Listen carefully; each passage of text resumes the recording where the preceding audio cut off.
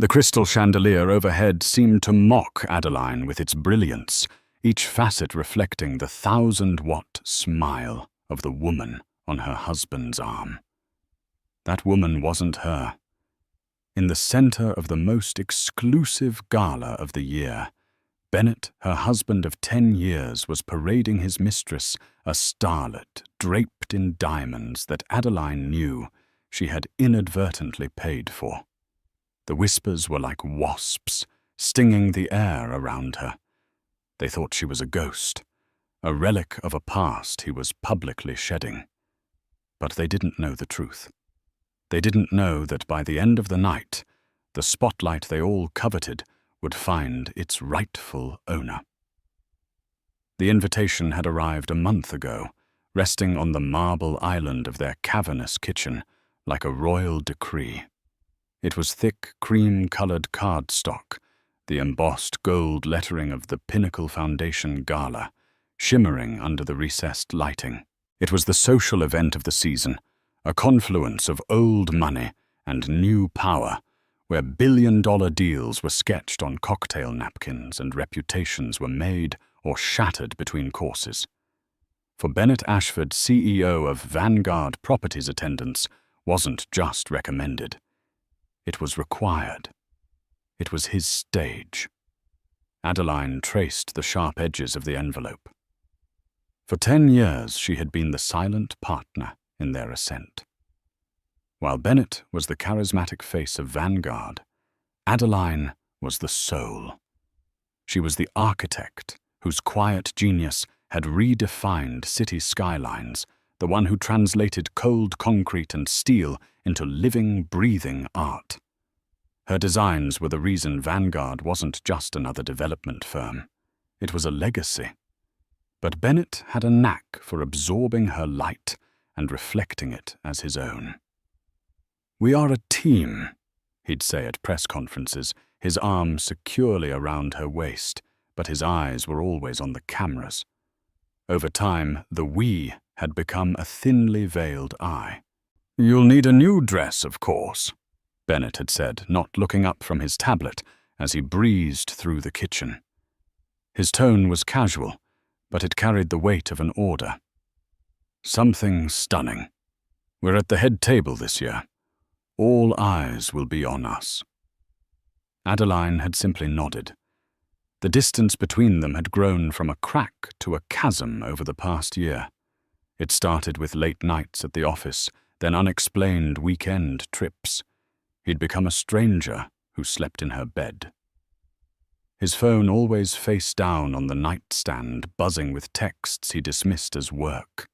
A new scent clung to his suits, a cloying, sweet perfume that was nothing like her own subtle fragrance. A week before the gala, she found the first piece of concrete evidence. A receipt tucked into the pocket of a dry-cleaned jacket. It was from a boutique so exclusive it didn't have a sign, only a discreet, polished brass number on the door. The charge was astronomical for a custom-made gown, by a designer known for his audacious body-hugging creations. It was not her style. Below the dress was another item, a diamond necklace, a piece so extravagant it was clearly meant for a grand debut. Her heart hammered against her ribs, a frantic, trapped bird. She knew with chilling certainty that the dress and the necklace were not for her. The name on the customer profile was not Adeline Ashford. It was Katerina Lowe. Adeline's fingers flew across her keyboard, a quick search bringing up the face that would haunt her dreams. Katerina Lowe was an Instagram model turned aspiring actress, known more for her red carpet appearances with wealthy benefactors than any actual film roles. Her online persona was a curated fantasy of private jets, champagne, and couture. In every photo she had a predatory gleam in her eyes, a hunger for the spotlight. The night before the gala, the final brutal confirmation came. Adeline was in her home studio, trying to lose herself in the blueprints for a new pediatric hospital wing she was designing pro bono when she heard Bennett in the hallway. He was on the phone, his voice a low, intimate murmur. "Everything's set for tomorrow, kitten," he said, and Adeline's blood ran cold. He had never had a pet name for her. "Yes, wear the necklace. I want everyone to see you. It's time they understood who the future of Vanguard Properties really is." A pause. Adeline held her breath, pressing her ear closer to the door. "Adeline, no, she's not coming. Said she had a headache." He lied with practiced ease. "It's better this way. A clean break. Tomorrow night, the world meets you. Our world." The click of the door to their bedroom shutting sealed her fate. The world didn't just spin, it shattered. The blueprints blurred through a sudden storm of tears. He wasn't just having an affair. He was replacing her. He was planning to publicly execute their marriage at the very event that was supposed to celebrate their shared success. The humiliation was a physical thing, a crushing weight on her chest that made it impossible to breathe. She collapsed into her chair, the silent scream trapped in her throat. He was going to erase her, and he was going to do it in front of everyone. For an hour, she let the grief wash over her, a tidal wave of betrayal and sorrow. But then, as the tears subsided, something else began to surface. It was a slow, burning ember deep within her. It was the anger of a creator whose work had been stolen. It was the fury of a woman who had been rendered invisible. He thought she had a headache. He thought she would crumble.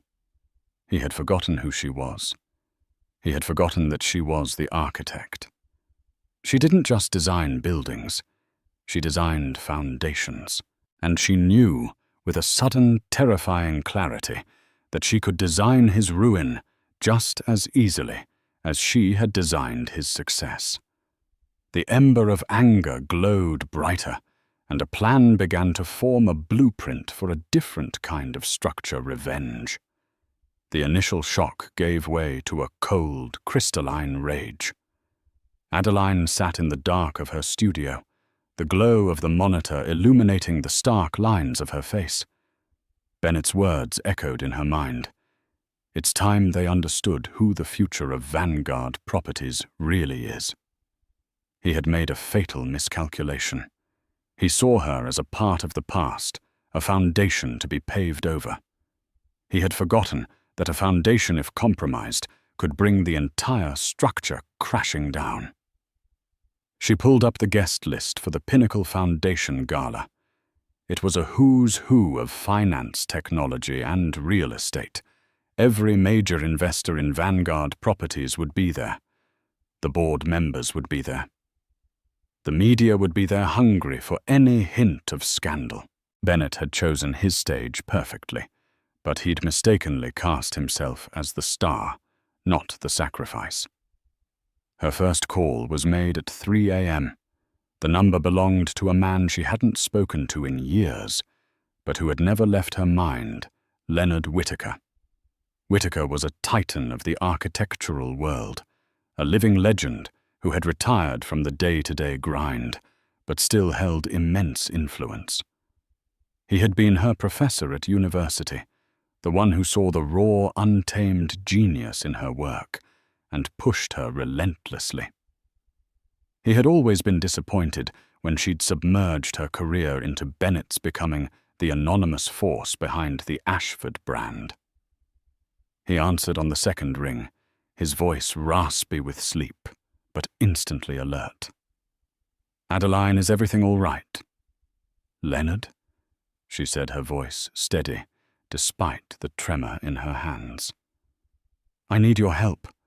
I'm calling in the favor you said I always had." She explained everything, the affair. Bennett's plan to replace her, the public humiliation he had orchestrated for the gala. She didn't cry or waver. She laid out the facts like she was presenting a structural analysis, cold, precise, and damning. There was a long silence on the other end of the line. Then Whitaker let out a low chuckle devoid of humor. "That arrogant fool," he muttered. "He always did think he built the cathedral just because he laid the final brick. I knew this day would come." "What do you need, my dear?" "I need a partner," Adeline said. "And I need a platform." She spent the next hour laying out her plan. It was audacious, risky, and would require perfect timing. It hinged on a secret she had been holding for 6 months, a project she had been developing in her spare time. A passion project that was poised to revolutionize sustainable urban development. It was a concept so innovative, so potentially lucrative, that she had been waiting for the right moment to present it to the Vanguard board. She had naively thought she and Bennett would present it together. Now, it would be her declaration of independence. The Horizon Project, she called it. A self-sustaining city block, a marvel of green architecture that combined residential, commercial, and agricultural spaces in a symbiotic loop. It was brilliant, and she had the schematics, the financial projections, and the environmental impact reports to prove it.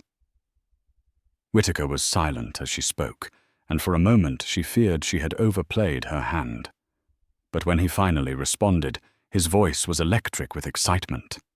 "Adeline, this is more than brilliant. It's visionary. Bennett never would have understood it.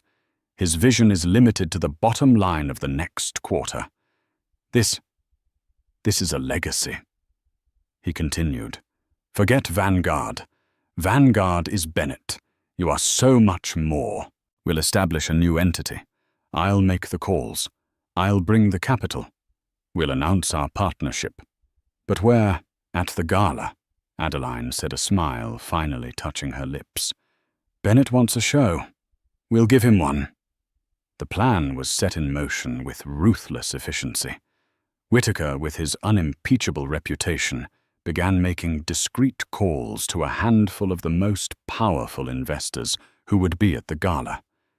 He didn't reveal the details, only that he was backing a new venture with a once-in-a-generation talent, and that a preliminary announcement would be made that night. The bait was laid.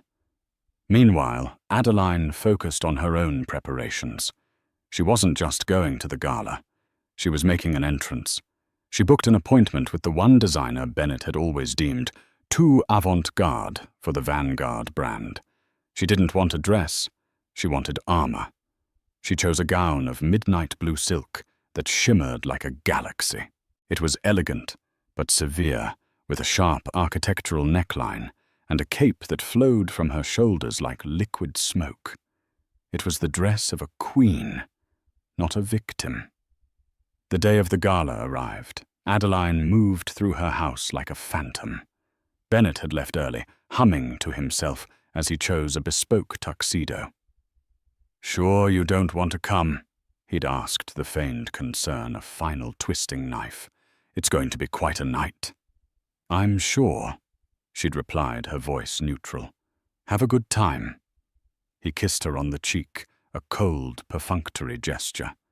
The scent of Katerina's perfume was already on his collar. As soon as his car pulled away, Adeline's team arrived. A celebrity hairstylist, a makeup artist who worked with movie stars. They were part of the package Whitaker had arranged. As they worked, transforming her, Adeline looked at the woman in the mirror. The sorrow was still there, deep in her eyes, but it was now overlaid with something harder, something forged in the fire of betrayal. She was no longer just Adeline Ashford, the quiet, supportive wife. She was Adeline Hale, her maiden name, the architect of her own destiny. Tonight, she wouldn't just be taking back her life. She would be unveiling her masterpiece.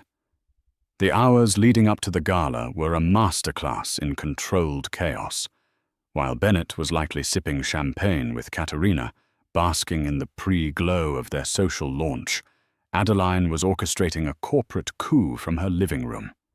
Her phone was a constant buzz of encrypted messages and calls. Leonard Whitaker had moved with the speed and precision of a military general. By midday, he had secured verbal commitments from 3 major investors known for their foresight and their impatience with corporate stagnation. One was a tech billionaire who had made his fortune in renewable energy. Another, a private equity magnate with a portfolio heavily weighted in sustainable infrastructure. The third was a woman who ran the largest architectural endowment in the country. Whitaker had simply whispered 2 words to them, Adeline Hale, and the Horizon Project. It was enough. They were intrigued, their appetites whetted for the secret announcement. Adeline, meanwhile, finalized the legal framework. A team of lawyers Whitaker had on retainer had drafted the incorporation documents for Hale Whitaker Innovations. Her intellectual property, including every last blueprint and projection for the Horizon Project, was transferred into the new entity legally shielded from Bennett and Vanguard properties. It was a clean surgical cut. As the sun began to set, casting long shadows across the manicured lawns of their estate, her transformation team arrived. The makeup artist, a man named Antoine, regarded her with a critical eye. "Mr. Whitaker said you were to be reborn tonight," he said, his French accent clipping the words. "And a phoenix requires the right kind of fire." He worked with an artist's focus, sculpting her face with light and shadow. He emphasized her high cheekbones and the fierce intelligence in her dark eyes. There were no soft pinks or demure shades. He chose a bold crimson lip and a smoky, dramatic eye. "This is not the face of a wife," he declared, holding up a mirror. "This is the face of a CEO." The woman staring back at her was a stranger, yet more herself than she had been in years. The veil of complacency was gone, replaced by a shield of sheer determination. Then came the dress. When she slipped into the midnight silk, it felt less like fabric and more like a second skin. The architectural cut of the neckline framed her face, powerful and uncompromising. The cape was the masterstroke. At rest, it hung behind her with quiet elegance. But with the slightest movement, it billowed out a wave of dark energy that commanded attention. She added no jewelry, save for a pair of diamond earrings that were a gift from her late father, simple, brilliant, and entirely her own. They were a stark contrast to the gaudy, purchased newness of the necklace Katerina would be wearing. Her car, a sleek black town car, completely different from the garish sports car Bennett favored, arrived at precisely 8:30 p.m. Her driver, a discreet professional, also arranged by Whitaker, simply nodded at her. "To the battle, Miss Hale," he said, with a ghost of a smile. "Indeed," she replied, her voice calm. During the drive, she didn't allow herself to feel nervousness or fear. She reviewed the key points of her presentation on a tablet, the data and figures a comforting balm of logic against the emotional storm that brewed beneath the surface. She was not just confronting her husband. She was launching a multi-billion-dollar enterprise. The personal stakes were immense, but the professional stakes were what grounded her. Bennett had tried to destroy her emotionally. She would respond on the battlefield. She knew best business. She had timed her arrival for 9:15 p.m., well after the cocktail hour had begun. She knew Bennett and Katerina would have arrived early, wanting to maximize their time in the spotlight. They would be comfortable by now, surrounded by sycophants, believing the night was theirs. They would be unprepared. As the car pulled up to the grand entrance of the museum, where the gala was being held, Adeline took one last deep breath. The doors were flanked by photographers, their flashes popping like miniature starbursts. She could hear the murmur of the crowd inside, the clinking of glasses, the swell of the orchestra. It was the lion's den. For a fleeting second, the image of Bennett's smug face and Katerina's triumphant smile flashed in her mind, and a pang of the old hurt echoed in her chest. Then she caught her reflection in the darkened window of the car. She saw the woman with the crimson lips and the fire in her eyes. She saw the architect who had built empires. She was not the woman who cried in her studio less than 24 hours ago. She was a force of nature about to make landfall. The driver opened her door. "Showtime," he said softly. Adeline stepped out of the car. The cape swirled around her ankles as a cool night breeze caught it. The flashbulbs turned on her a sudden, blinding onslaught. And with her head held high, Adeline Hale walked into the storm. The grand hall of the Metropolitan Museum of Art was a breathtaking spectacle of power and wealth. The Pinnacle Foundation Gala had transformed the space into an ethereal forest of white orchids and shimmering fairy lights. A string orchestra played softly from a balcony, their music a delicate counterpoint to the low roar of 100 conversations. Bennett Ashford was in his element. He stood near the centerpiece ice sculpture, a towering, intricate model of the Vanguard Tower, with Katerina Lowe clinging to his arm. He was the sun, and she was the dazzling planet caught in his orbit. Katerina was wearing the dress from the receipt, a creation of crimson silk and sequins that left little to the imagination. Around her neck was the diamond necklace, a vulgar spray of carats that screamed new money. They were a spectacle, and they knew it. Bennett radiated a smug satisfaction, accepting congratulations for a recent acquisition with a magnanimous tilt of his head. Katerina, meanwhile, played her part to perfection, laughing a little too loudly, touching Bennett's arm with a possessive air, and meeting the curious stares of the other guests with a defiant smirk. "Bennett, darling, you've outdone yourself this year," purred a society matron whose husband sat on the Vanguard board. Her eyes flickered to Katerina, a silent question hanging in the air. "I believe in investing in assets with high growth potential," Bennett replied, squeezing Katerina's hand.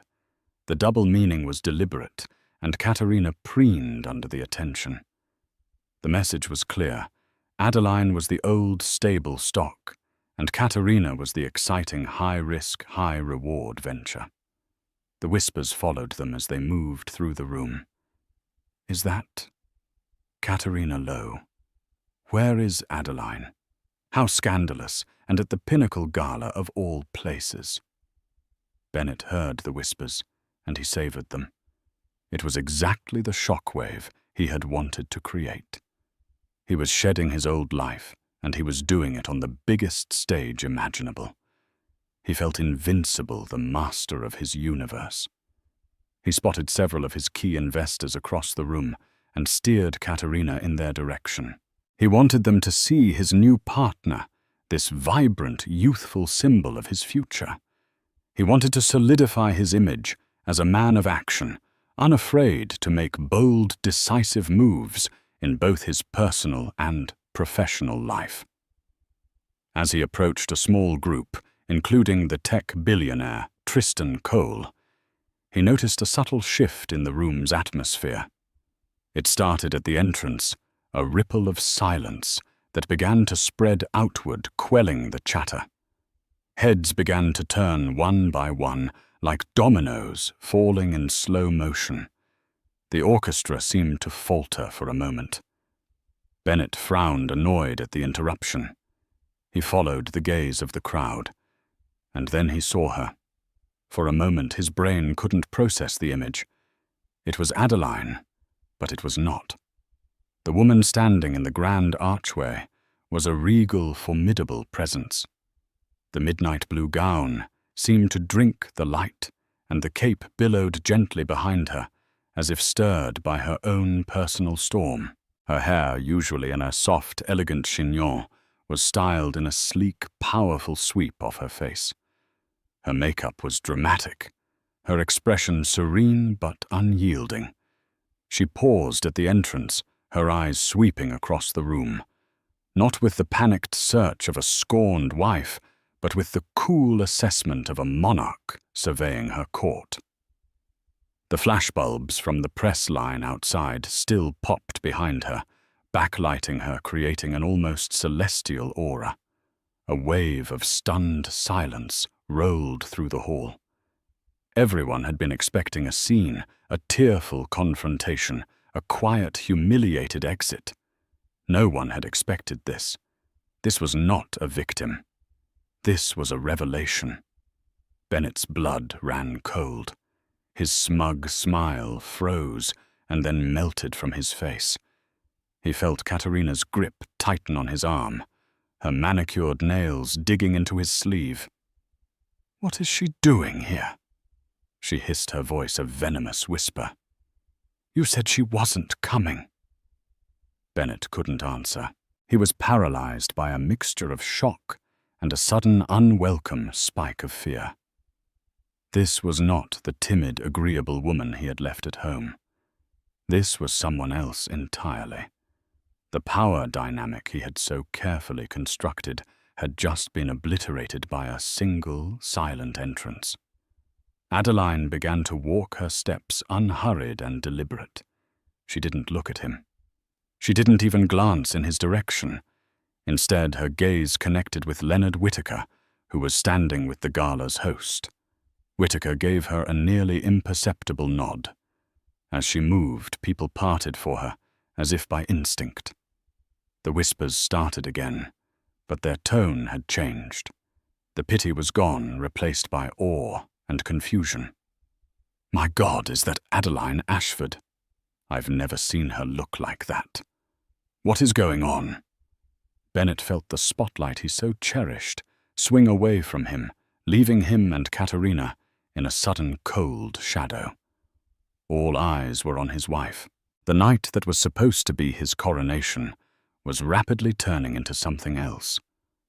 And for the first time that evening, Bennett Ashford felt a profound sense of dread.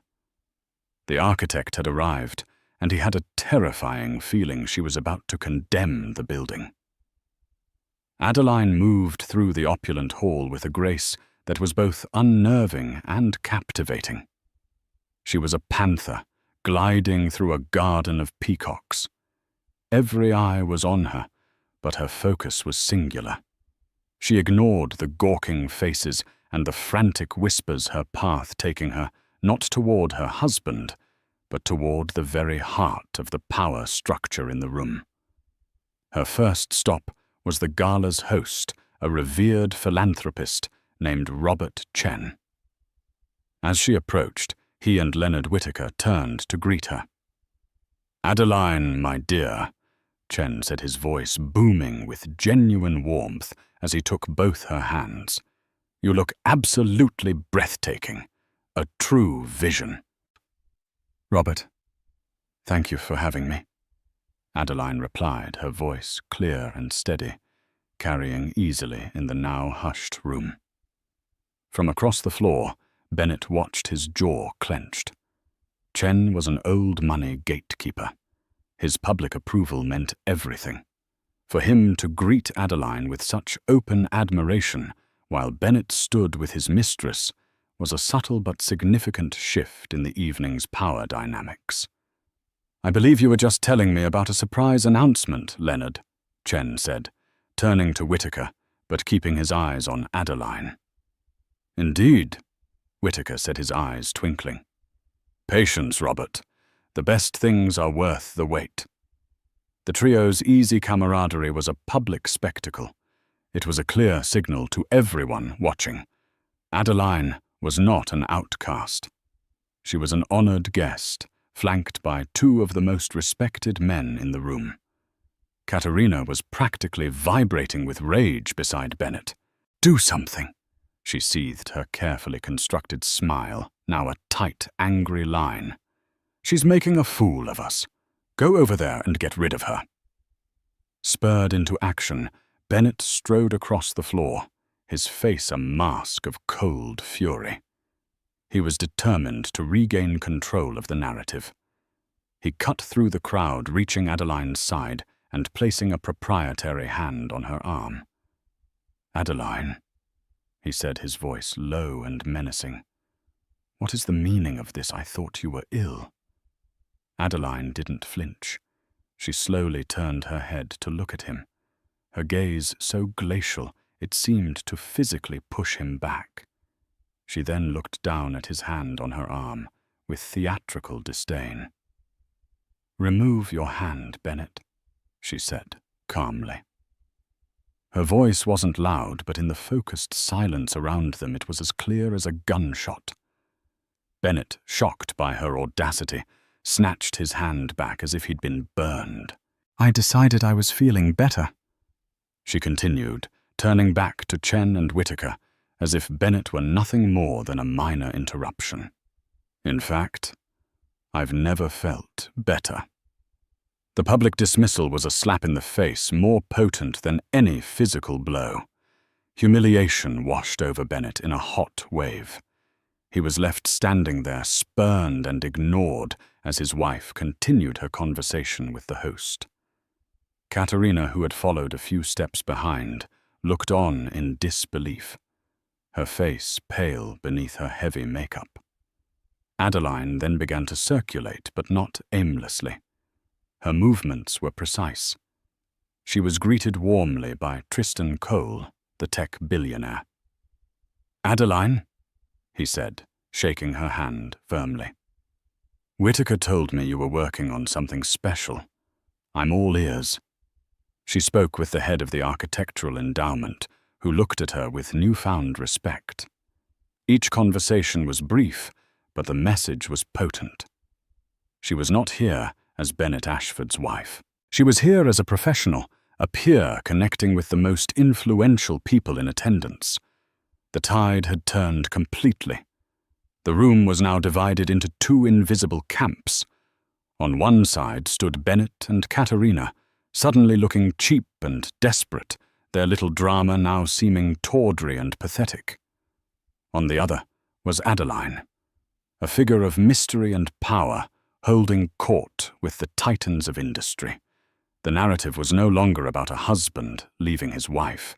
It was about something far bigger, and no one knew what it was. Bennett, desperate to reclaim the spotlight, tried to laugh it off, making a show of getting champagne for Katerina and whispering in her ear. But the act was transparent. The confidence had evaporated from his posture. He kept shooting panicked glances toward Adeline, his mind racing. What was she doing? What was Whittaker's role in this? The orchestra finished a piece, and in the momentary silence, Robert Chen walked toward the stage at the front of the hall. "Ladies and gentlemen," he announced, his voice amplified by the microphone, "if I could have your attention, please. We have a special unscheduled announcement tonight. A new venture that I believe will reshape the future of our city." A nervous energy filled the room. Bennett felt a knot of pure dread tighten in his stomach. He looked at Katerina, whose face was a mixture of confusion and fear. This was not their announcement. This was not part of the plan. "Please welcome to the stage," Chen continued, "a man who needs no introduction, my dear friend, Mr. Leonard Whittaker." A smattering of applause broke out as Whittaker ascended the few steps to the podium. He stood for a moment, his gaze sweeping the room, before landing for a brief, pointed second on Bennett. Then he smiled. "Thank you, Robert," Whittaker began. "Tonight we are here to celebrate vision, to celebrate the future. For too long, our industry has been dominated by the old ways of thinking, valuing profit over people, concrete over conscience. But that era is coming to an end." Bennett felt the blood drain from his face. Every word was a veiled shot, a missile aimed directly at him and Vanguard Properties. "I am here tonight," Whitaker's voice boomed to announce that I am coming out of retirement for one final transformative project. I am putting my name, my reputation, and my capital behind a new company and a new leader. A leader whose genius has been the ghost in the machine for far too long. A leader who is about to step into the light and claim her legacy. He paused, letting the suspense hang in the air like a thick fog. It is my profound honor to introduce my partner, the visionary architect and CEO of the newly formed Hale Whitaker Innovations, Ms. Adeline Hale. The name Adeline Hale echoed through the grand hall, amplified by the sound system, and landed with the force of a physical blow. A profound collective silence fell over the room, a vacuum of sound where 100 conversations had just been buzzing. For a disbelieving second, no one moved. Then the name was repeated in a cascade of frantic whispers rippling outwards from the stage. Hale. Not Ashford. Bennett felt as if the world had tilted on its axis, sending him into a nauseating, uncontrollable spin. His mind, usually so quick and decisive, became a thick fog of denial. Hale. He hadn't heard that name in a decade. It was the name of the quiet, brilliant student he had met in a university library. The name on their marriage certificate, a relic of a past he had systematically absorbed into his own brand. It was a name that should have been extinct, but here it was being spoken from the most important stage by one of the most powerful men in their industry.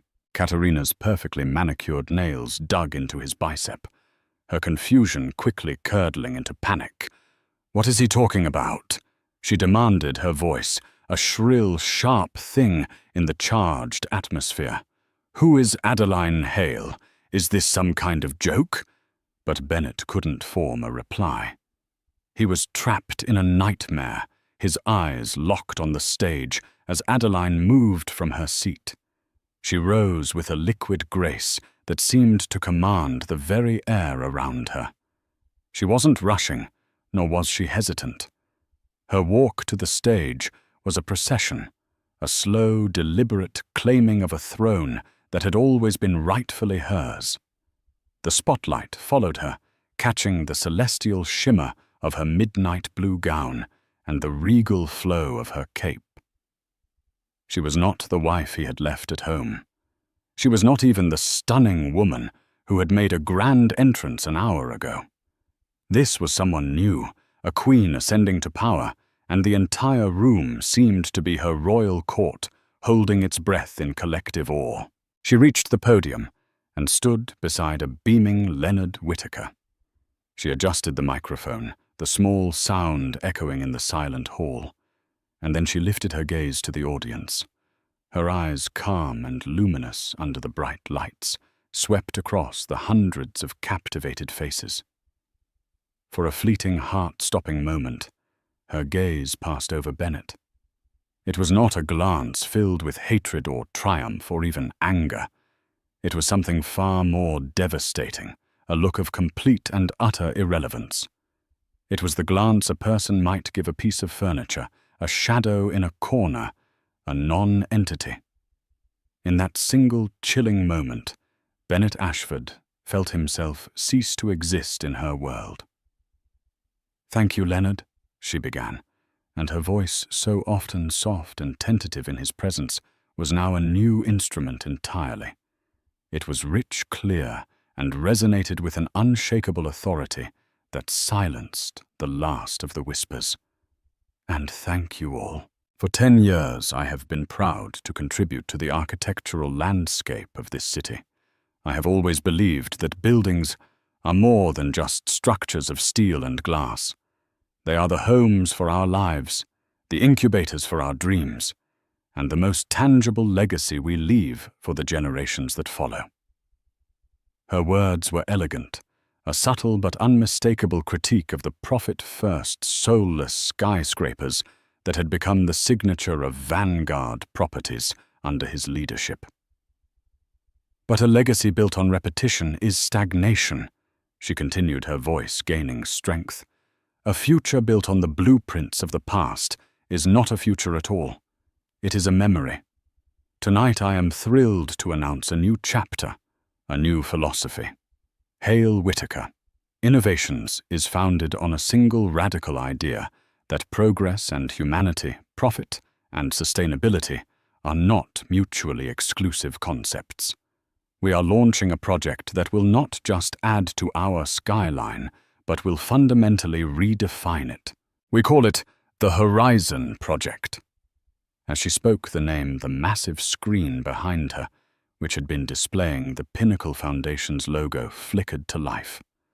A breathtaking 3D rendering filled the space, and a collective gasp swept through the audience. It was a vision of a city block unlike anything they had ever seen. Towers of elegant, sweeping lines were draped in cascading vertical gardens. Transparent sky bridges, latticed with solar panels that resembled stained glass, connected the buildings. Rooftops were not empty voids, but lush parks and thriving agricultural spaces. It was a perfect symbiotic fusion of nature and cutting-edge technology. It was beautiful, visionary, and unmistakably brilliant. It was the design Bennett had glanced at for 30 seconds and called a pipe dream. The Horizon Project. Adeline's voice, narrated perfectly timed with the stunning visuals, is a self-sustaining, zero-carbon footprint community. It will generate its own power through integrated photovoltaics and geothermal exchange. It will capture and recycle 100% of its water. It will produce a significant portion of its own food through vertical hydroponic farms. It is not just a development. It is a living, breathing ecosystem. It is our blueprint for the future of urban living. The room was electric. The investors Whitaker had primed were leaning forward, their faces alight with the thrill of discovery. Tristan Cole, the tech billionaire, had a wide, hungry grin on his face. Bennett could feel the tectonic plates of power shifting beneath his feet. He could see his board members staring at the screen, their expressions transforming from shock to awe, and then to a cold, hard reassessment of their allegiance to him. Then Adeline prepared to deliver the final fatal blow. Her voice remained calm, but it took on the sharp, precise edge of a surgeon's scalpel. A vision, of course, is only a dream without the resources and the location to make it a reality, she said, letting the statement hang in the air. Bennett felt a tiny, insane flicker of hope. It's just a concept, he thought. A fantasy to embarrass me. Which is why, Adeline continued, I am so deeply grateful to the incredible foresight of our initial investment partners, including Mr. Tristan Cole and the Atherton Endowment, who have joined Mr. Whitaker and myself in our cause. She nodded graciously to her new allies, who nodded back, sealing their public pact. With their support, I am pleased to announce that Hale Whitaker Innovations has already secured full and exclusive funding for the first phase of development. The flicker of hope in Bennett's chest died. Furthermore, she said, her eyes finding his in the crowd for one final pointed moment, we have acquired the exclusive development rights to the North Shore parcel. If the name Hale had been a shockwave, this was a nuclear detonation. The North Shore parcel, the single most valuable and sought-after piece of land in the city. The project that was supposed to be Vanguard's magnum opus, his own legacy. He had poured millions into lobbying, planning, and securing back-channel agreements for that land. The blood drained from his face and the roar in his ears drowned out all other sound. He had been gutted, disemboweled in a room full of his peers, his investors and his enemies. He had been so focused on the personal humiliation, he hadn't seen the professional annihilation coming. She hadn't just planned to leave him. She had planned to bankrupt him, to dismantle his empire brick by brick. And she had just pulled out the cornerstone. "We are breaking ground next month," Adeline concluded, her voice ringing with unwavering conviction. "The future is not something we wait for. It is something we build." For a beat, there was silence. Then the room exploded. It wasn't just applause. It was a standing ovation, a roar of approval and excitement for her vision and her victory. Leonard Whittaker embraced Adeline on stage, a proud mentor, celebrating his greatest student. Bennett stood frozen amidst the chaos invisible. Katerina was staring at him, her face a mask of horrified comprehension. The diamonds around her neck suddenly looked like cheap glass. She had attached herself to a man who had just been rendered obsolete. The spotlight she craved had indeed found its owner, and it was burning Bennett Ashford to ashes. The applause that washed over the grand hall was a physical force, a tidal wave of sound that seemed to slam Bennett Ashford against the marble floors. It was not for him. This roaring, thunderous validation was for Adeline. And for him, it was the sound of his world being torn apart, piece by excruciating piece. He stood frozen a statue in a bespoke suit as the warmth and light of the room seemed to recede, leaving him in a pocket of profound cold. Every clap was a hammer blow against the fragile facade of his life. Katerina was the first to react, her survival instincts razor-sharp. Her perfectly manicured fingers, which had been digging into his arm like talons, suddenly released their grip. Her eyes, wide with a predator's assessment of a failed hunt, darted from Adeline on the stage to the powerful figures in the crowd, now looking at her with undisguised contempt. She had backed the wrong horse, and the stench of his failure was beginning to cling to her. "You idiot!" she hissed, her voice a venomous whisper, meant only for him. Her practiced smile was gone, replaced by a snarl of pure disgust. "You told me she was nothing. You're a bad bet, Bennett. The worst I ever made." Without another glance, she detached herself from his side. With the fluid grace of a creature escaping a trap, she smoothed down her crimson dress, lifted her chin, and slinked into the throng of guests, disappearing like a wisp of smoke. She was just another casualty of his catastrophic miscalculation, another asset he could no longer afford. He watched her go, a bitter acknowledgement rising in his throat. She wasn't leaving him. She was simply moving toward the new center of gravity in the room, his wife. As Adeline descended the stage, flanked by an exultant Leonard Whittaker, she was immediately enveloped by a coterie of the city's most influential people. It was a magnetic pull, a realignment of the solar system around a new sun. Bennett watched paralyzed as men he considered his allies, his board members, the very pillars of his professional life, bypassed him without a flicker of recognition. One of them, a man named Jeffrey, who he'd golfed with just last week, had to physically shoulder past him to get to Adeline.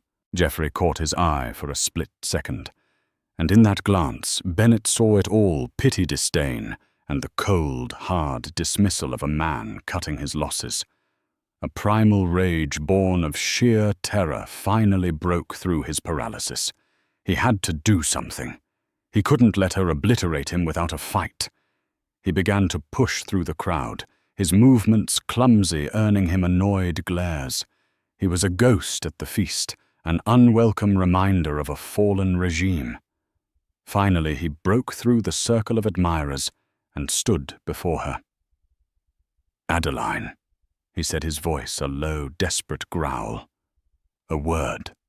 Now." The chatter around them died down. Adeline turned slowly, her expression placid, as if addressing a stranger who had lost his way. "I don't think we have anything left to discuss. she said, her voice carrying in the sudden quiet. "You can't do this," he hissed, grabbing her arm, his fingers digging into the fine silk.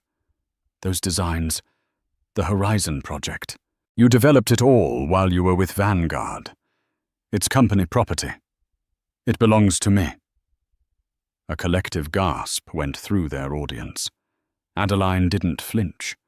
Instead, she looked down at his hand on her arm with a look of profound weariness, as if swatting away a persistent fly.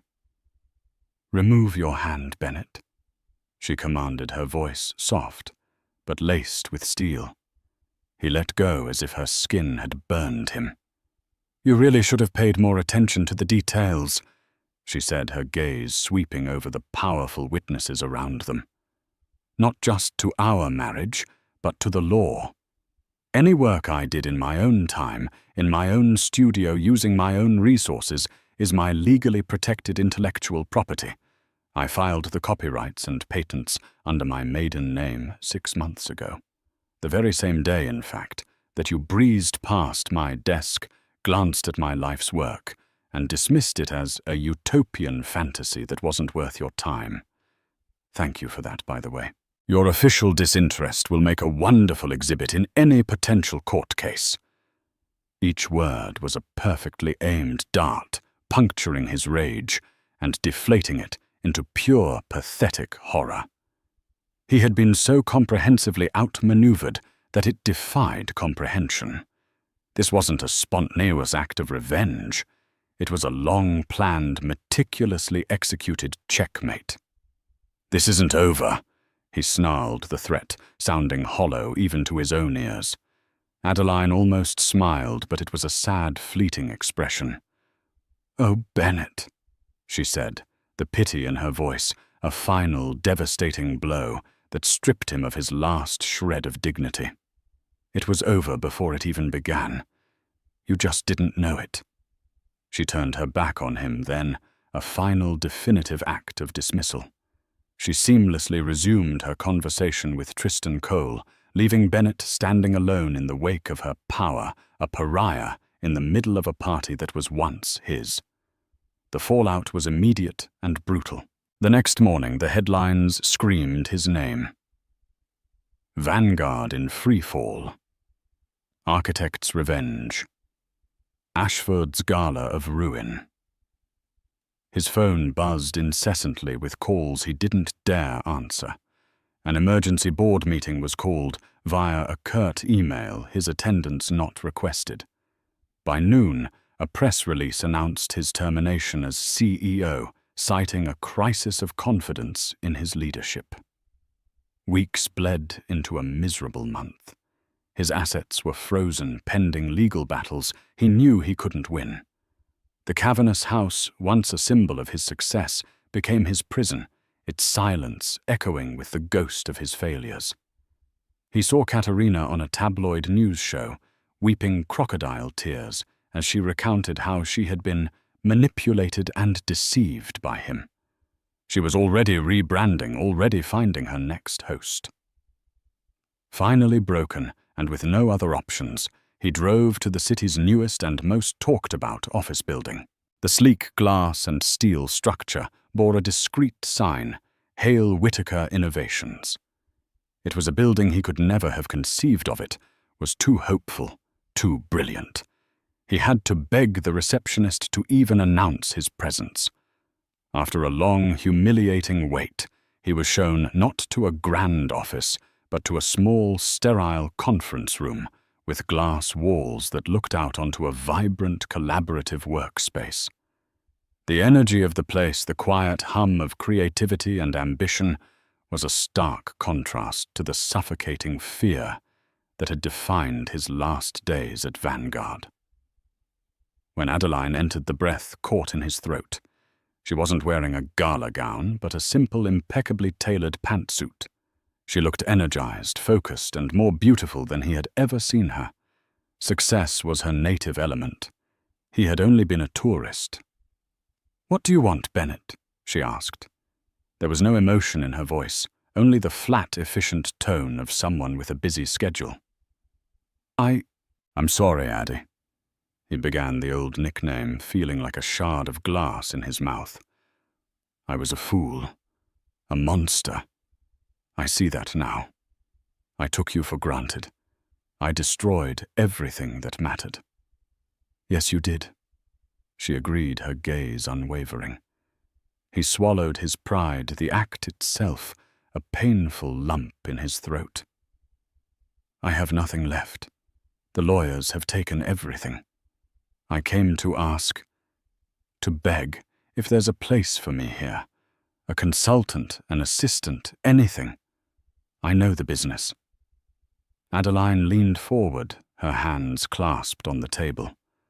A flicker of something not pity, but a kind of academic curiosity passed through her eyes. You know, for years I believed my greatest and most complex project was the Vanguard Tower. But I was wrong, she said, her voice soft, contemplative. My biggest project was you.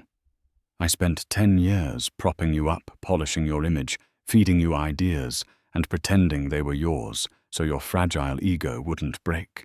I designed your entire public persona, Bennett. I built you from the ground up. And my only regret is that the materials I had to work with were so fundamentally flawed. She stood, then her movement signaling the absolute end of their interaction. She walked to the glass door, pausing with her hand on the handle. The difference between you and one of my buildings, she said, turning to look at him one last time, is that a building with a faulty foundation can sometimes be saved with reinforcement and careful retrofitting. But you're a tear-down. There's nothing left to salvage. She opened the door and walked out into the bright, bustling office, back to the future she was building. She didn't look back. Bennett was left alone. In the glass box, the silence of the room, a roaring testament to his own emptiness. He could see her outside, laughing with her colleagues, a blueprint for a better world spread out before her. He was just a ghost, a ruin. She had left behind a man who had not only lost the spotlight, but had finally understood he'd never truly been in it at all. Adeline Hale's story isn't just about revenge.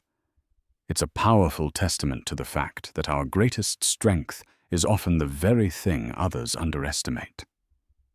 She turned the deepest betrayal into her defining moment, not by stooping to her husband's level, but by rising so far above it that he could no longer even cast a shadow on her. Her journey from the quiet architect behind the scenes to the visionary leader in the spotlight reminds us that our worth is never defined by someone else's inability to see it. It is forged in our own talent, resilience, and the courage to finally build our own future. If Adeline's journey from the shadows to the spotlight resonated with you, show your support by hitting that like button. Share this story with anyone who needs a reminder of their own power. And don't forget to subscribe for more stories of incredible karma and empowerment. Thank you for watching.